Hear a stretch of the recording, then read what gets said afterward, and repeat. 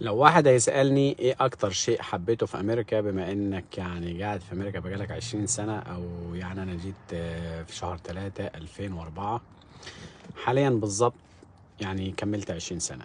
اكتر شيء حبيته ان الناس هنا بعيدا عن الشغل والمصاريف والدنيا والحياة اللي هي اصلا زي في اي مكان تاني من ناحية، بس طبعا مع اختلاف الالتزامات طبعا، وطريقة التعامل والعدالة والكلام ده كله احنا عارفينه. الشعب نفسه ما بيحطش لود على بعضيه. يعني ايه ما بيحطش لود على بعضيه؟ يعني ما بيحطش عليك حمولة تانية غير حياتك الخاصة، حياتك اللي انت اصلا يعتبر بتعاني في الشغل، بتعاني في حصول على الدخل، في مصاريف، في الدنيا دي كلها. الشعب ما بيحطش عليك اللود الاضافي اللي هو اصلا تلاقي الشعوب العربية حطاه على نفسها، زي اللود الديني او الحمل الديني او حمل المظهر او حمل، يعني الحاجات دي بتعمل حمولة زايدة عليك كأسرة. يعني انت في مصر مثلا على سبيل المثال بتعول هم انت تلبس ايه، تظهر ازاي قدام الناس، تحاول تبقى في الصيام انت تظهر بطريقة معينة، تحاول بتصلي عشان الناس كلها تقول ده انسان بيصلي والكلام ده كله. هنا بقى في امريكا انت مش مضطر لكل دوت.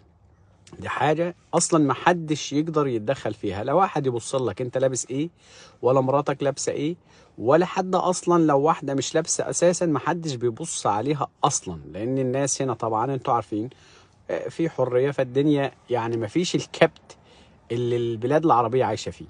فلا انت عليك حمولة دينية ولا حمولة مظهرية مضطر ان انت تعملها علشان ترضي الناس. هنا ما حدش بيرضي حد، هنا كل واحد بيعمل اللي هو عايزه بمزاجه، طالما ما بيتعداش حدود حريات الاخرين ولا بيتعدى عليهم.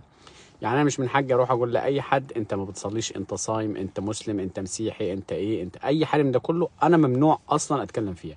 لذلك هو حر وبيتنفس الحريه، ان شاء الله حتى يكون بيعبد اي شيء.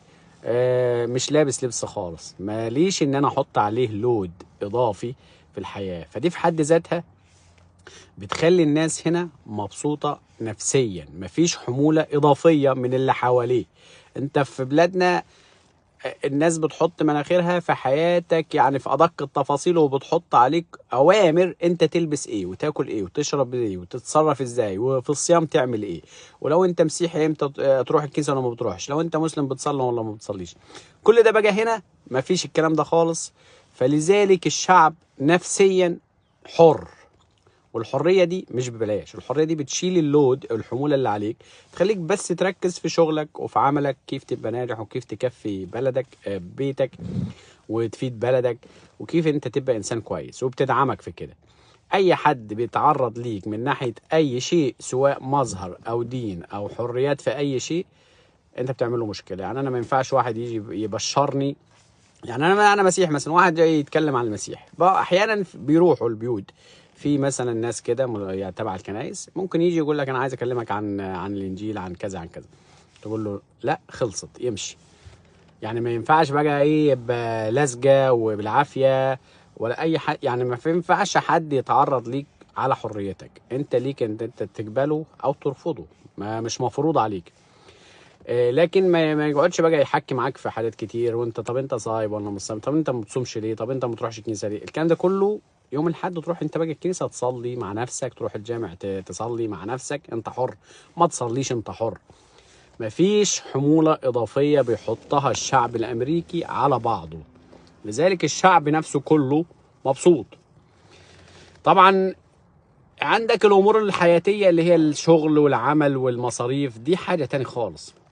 دي انت بتعاني منها في مصر وفي بلادنا العربية، زائد بتعاني لما بتنزل تطلع من بيتك، انت بتفكر هتتعرض لايه على مظهرك، سواء انت راجل او ست.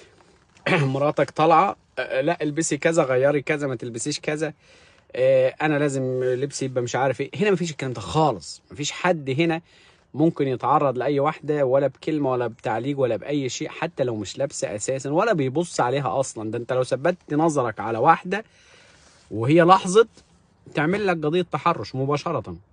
وده اساسا الشعب هنا مش مضطر يعملها، ما بيعملهاش غير احنا العرب اللي بنعمل القصه دي على طول، لان احنا جايين من بيئه اصلا يعني محرومه، او بيئه يعني مش انت مش حر نفسك. مفيش حاجه اسمها انت حر نفسك في بلادنا العربيه. انت لا حر في اكلك ولا في شربك ولا في طريقه حياتك ولا في تصرفاتك ولا في عبادتك ولا في اي شيء. يعني انا مثلا مسلم، اللي حواليا كلهم لازم اصلي معاهم، اذا ما صليتش انا كده يعني واحد يعني مش كويس. المسيحيين نفس القصه، لو ما رحتش الكنيسه، لو ما صمتش انت مش صايم ليه؟ ده العيال الصغيره صايمه. طب انت مالك يا عم، اصوم ولا ما اصومش؟ ولا ده حاجه بيني وبين ربنا. فدي مشكله الشعوب العربيه اللي بيعانوا منها ومخلين الحياه عباره عن عذاب في الدنيا. ما كفايه عذاب الشغل والمصاريف والدنيا والالتزامات والحاجات دي كلها، ليه بتحطوا على نفسكم عذابات تانية؟ ده الفرق بين الدول الأوروبية عموما والدول العربية. الدول الأوروبية بتعاني نفس الالتزامات الحياتية اللي انت بتعانيها، يمكن أكتر كمان، لأن المصاريف أعلى. فانت بتبقى شغال عامل زي يعني معلش لا مؤاخذة الحمار عشان تكفي مصاريفك لآخر الشهر، بس عايش حياة اسمها نفسيا مرتاح، لان مفيش عليك ضغوط وحمول تانية من بره. انا طالع شغلي مش مضطر افكر هلبس ايه، لبس الشغل وخلاص خلصت. مراتي طالعه تلبس اي حاجه براحتها، في الصيف في الشتاء، قصير طويل مش لابسه خالص، محدش اصلا يقدر يتعرض ليها نهائي. ولا واحد يجي باجي يقول لي تصلي ما تصليش، تعالى مش عارف نروح الكنيسه، انت ما بتروحش ليه، تعال نروح الجامع، انت ما بتروحش ليه. الكلام ده كله دي حاجه بينك وبين ربنا. ولا واحد بقى يقعد يدعيك ويفرض نفسه عليك وعقيدته عليك وشكلك تلبس بطريقه. كل الكلام ده هنا في امريكا مش موجود خالص. يعني دلوقتي ماليش الحاج ابص على حد اصلا واركز نظري 3 دقايق حد، ما بالك احنا في بلادنا بقى. ايه يا عم اللي انت لابساه دي، ولا اللي انت عامله ده، ولا طب انت مالك؟ دي حمول اضافيه بيضيفها الشعب، ودي في ثقافه الشعب مش هتتغير. يعني الشعب نفسه اذا ما غيرش نفسه الثقافه دي هتفضل زي ما هي، وده بيعمل لود او حموله زياده بتخلي الشعب نفسه يعني واصل لمرحله الضغوط النفسيه من جميع النواحي. احنا هنا في امريكا يعني الحمد لله النقطه دي انت بالك رايق، محدش يمسك عليا حاجه، محدش يقعد مستنيني كده اجح في غلطه، ولا اقعد افكر انا في الامور دي خالص، لان دي انت كده شلت اللود ده من عليك نهائي. في بلادنا انت طول اليوم وانت نايم كمان يمكن واحد معاك في الشغل جارفك في طريقه لبسك، في شغلك، في حياتك، مستنينك كده على يعني على ادق التفاصيل عشان يضايقك بيها. هنا مفيش الكلام ده. هنا كل واحد حر. انا لو شفت واحد تخين خالص ما اقدرش اتكلم عليه، واصلا غلط يعني بعيدا عن الاخلاق والكرامه والاحترام والكلام ده كله، لكن هو ما تقدرش اساسا لابس لبس ايا كان ما تقدرش تتكلم عليه. واحده مش لابسه مالكش الحق انك تعلق عليها ولا تبص عليها اساسا، وهي لو لاحظت تعمل لك قضيه تحرش في ثانيه. وهنا مفيش هزار. يعني لو انت رئيس الجمهوريه كلينتون عملوا له قضيه تحرش عشان بس يعني خبط واحده على مؤخرتها.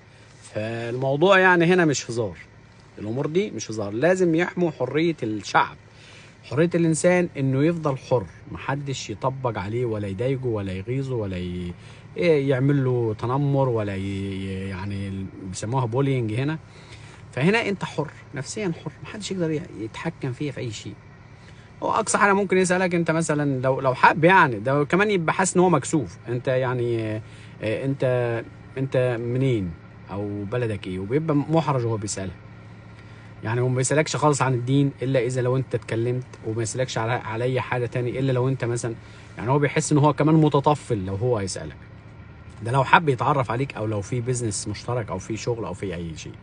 اذا انت حكيت ما حكيتش هو ممكن ما يسألكش خالص اصلا. يعني هو مش فارق عنده انت تبقى ايه اساسا. يعني حتى لو قلت له مثلا واحد يعني لا اؤمن بوجود الله، استغفر الله العظيم مثلا، يعني يقول لك اي دونت كير، يعني ما يفرقش معايا. يعني يفرق معايا انت بتتعامل معايا كويس في شغلك، في امورك، مادي شغلك، ده اللي ليا قوانين وبتاع، وهو ده اللي انا اخده منك. انت بقى ده حياتك الخاصه انت حر فيها، ما عندهوش لا يفرض عليك، ولا هو حاسس ان هو مجبر، ولا هو حاسس ان دي الدعوه بتاعته لازم يطبقها ولازم يفرض عليك كذا، وانت تروح الجنه ولا تروح النار، وانت مراتك مش عارف لابسه ايه، وانت مش عارف بتتكلم على ايه، وانت بتلبس ايه، بتشرب ايه، بتاكل ايه، بتعمل ايه، صايم مش صايم. كل الكلام ده مش موجود في امريكا نهائيا وفي الدول الغربيه. لذلك الدول دي شعبها مبسوط، شعبها مش مضطرب، مش متضايق، مش بيعمل ثورات كل شويه. لكن احنا شعوبنا هايجه، وده في ثانيه بيعمل ثوره، لان الشعب مضغوط منه داخليا، يعني من داخل الشعب بيضغط نفسه. لذلك انتوا يعني الشعوب دي لا هينفع لا صيام ولا صلاه ولا اي شيء، لان كل دي شكليات للاسف، والناس بتضغط بعضها وبتضايق بعضها. يا ريت نركن الحاجات دي اللي هي الدينيه والمظاهر، نخليها لكل واحد خاص بنفسه. تصلي ما تصليش، تبقى مسيحي تبقى مسلم، تبقى كافر تبقى ملحد، تلبس ما تلبس، تعمل ايه، انت دي الحاجات دي كلها حريه شخصيه. ونركز بقى في شغلنا، في نظام الشغل، في ساعات العمل، في التدريب، في التعليم، في المسابقات، في الرياضة، في السياسة، في الاجتماع، في الاقتصاد. كل الأمور دي تمشي بقى مظبوطة، لا مجاملات ولا فساد ولا كل الكلام ده ما تلاقوش هنا. كل ده مخلي الشعب باله رايق أو هادي، لأن هو شايف إن كل الأمور ماشية زي الساعة، مش مضطر لا عليه مراقب ولا هو من نفسه اوتوماتيك كده اتبرمج ان الامور ماشيه تمام زي الفل. ده الفرق بين امريكا والبلاد او اوروبا عموما والشعوب الغربيه عن الشعوب الشرقيه. احنا يعني انا عشت نص عمري في مصر والنص التاني هنا في امريكا، فانا ملاحظ الفرق ده هو اكبر فرق. هو ده الفرق الوحيد اللي يمكن مخلي الدول الغربيه دي شعوبها هاديه، ويمكن عندها حته برود. احنا نفسيا بنقول عنهم كده باردين او هاديين، لان هو مش مضطر يتضايق، مش مضطر مثلا يعمل حاجه ولا يهيج ولا يميج ولا اي حاجه من ده كله. لكن احنا شعوبنا دايما مضطربه، لان احنا حاطين ضغوط على نفسنا.